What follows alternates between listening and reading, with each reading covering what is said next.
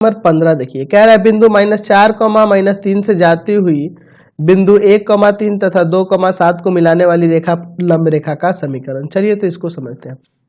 यहाँ पे हम लोग इसको दिखा देते हैं इस तरह से, ठीक है। यहाँ पे देख रहे हैं, यहाँ से एक बिंदु है -4, -3, ठीक है। यहाँ पे इसको ए मान लेते हैं और यह एक रेखा है जिसके यहाँ बिंदु है ये बी और यहाँ पे सी मान लेते हैं। इसका निर्देशांक 1, 3 और 2, 7 है। अब इसको इसका नाम कुछ दे देते हैं, इधर कोई पॉइंट दे देते हैं, मान लीजिए डी है, ठीक है। तो यहाँ क्या देख रहे हैं, तो यहाँ आपके पास क्वेश्चन में कह रहा है ना कि बिंदु -4, 3 से जाती है, -4, 3 से जा रही है यह एडी रेखा, ठीक है। और बिंदु 1, 3 और 2, 7, 1, 3, 2, 7 को मिलाने वाली रेखा पर लंब है, यह इस पर लंब है, ठीक है।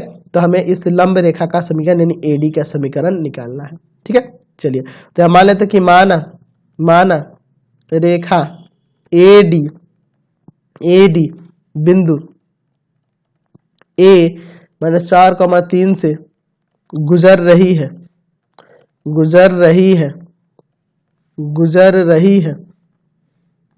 जो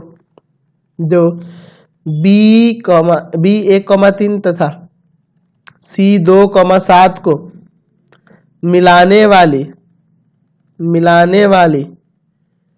रेखा BC पर